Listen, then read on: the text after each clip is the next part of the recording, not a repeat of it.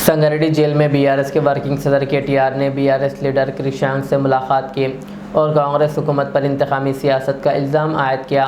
उन्होंने कहा कि हुकूमत अपोजिशन कायदीन को निशाना बनाते हुए झूठे मुकदमा दर्ज कर रही है। केटीआर के मुताबिक कृषांक एक तालीमी याफ्ता नौजवान वकील और PhD होल्डर है जो तेलंगाना तहरीक में सरगर्म किरदार अदा कर चुके हैं।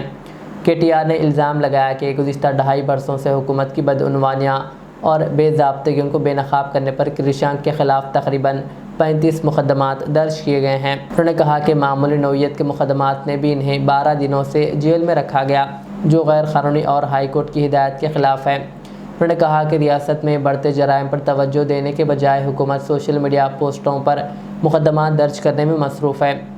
केटीआर ने दावा किया कि पुलिस को सियासी मकासद के लिए इस्तेमाल किया जा रहा है और बीआरएस कारकुनों व सहाफ़ियों को हरासा किया जा रहा है। उन्होंने वाज़ेह किया कि पार्टी अपनी जिद्दोजहद जारी रखेगी और कानूनी तौर पर भी इस मामले को अदालत में ले जाएगी। దోపిడీని బయటికి తీసుకొచ్చే ప్రయత్నం చేసినా వారిని ఇబ్బంది పెట్టడానికి వారి గొంతు నొక్కడానికి అడ్డమైన కేసులు పనికిమాలిన వేధింపులు అన్నట్టుగా నడుస్తూ ఉంది।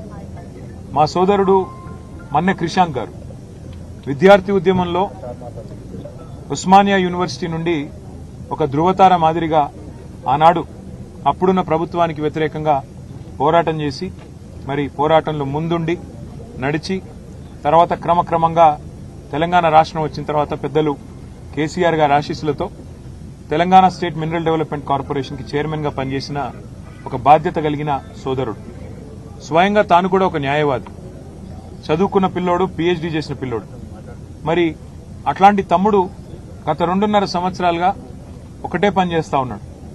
ఈ ప్రభుత్వంలో జరుగుతున్న అవినీతిని అడుగడుగునా ప్రశ్నిస్తున్నాడు, బయటపెడుతున్నాడు, ప్రభుత్వం చేస్తున్న అరాచకాల్ని ఎప్పటికప్పుడు వెలుగులోకి తెస్తా ఉన్నాడు, ప్రజల దృష్టికి తెస్తా ఉన్నాడు। ఇవాళ ఆయన మీద కోపంతో ఆయనని ఒక పనికిమాలిన కేసులో, నిజానికైతే ఆయన మీద పెట్టిన కేసు 4 ఏళ్ల కంటే తక్కువ శిక్ష పడే కేసు, స్టేషన్లోనే బెయిల్ ఇచ్చి పంపించాల్సిన కేసు, కానీ జైల్లో పెట్టి ఈరోజు 12వ రోజు జైల్లో పెట్టి హ్యాబిచువల్ అఫెండర్ అని, అంటే ఈ అబ్బాయి ఇలాగే క్రమేపీ మరి వరుసగా చేస్తున్నాడు ఈ పని అని చెప్పి కేసులు పెట్టి దాదాపు 35 కేసులు। అవి కూడా ఏం కేసులు?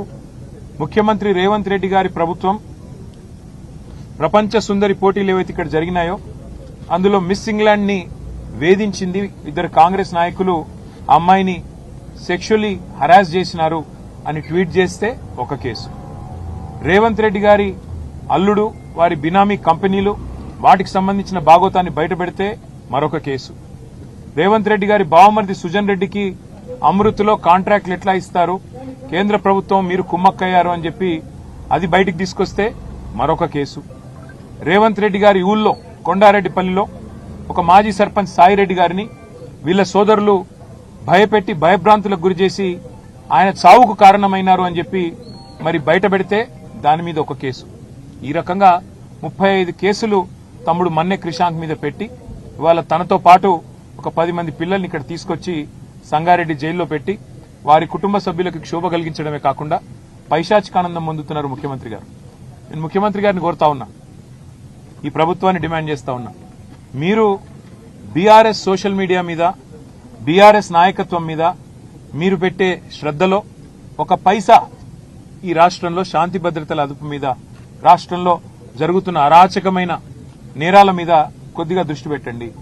నిన్న కరీంనగర్లో చూడండి, పట్టపగలు 11 గంటలకు, ఉదయం పగలు కూడా కాదు, ఉదయం 11 గంటలకి ఒక జ్యువెలరీ షాప్ మీద దాడి చేసి 4 తుపాకీతో కాల్చేసి వాళ్ళందరూ హాస్పిటల్లో చావు బతుకుల్లో కొట్లాడుతా ఉన్నారు।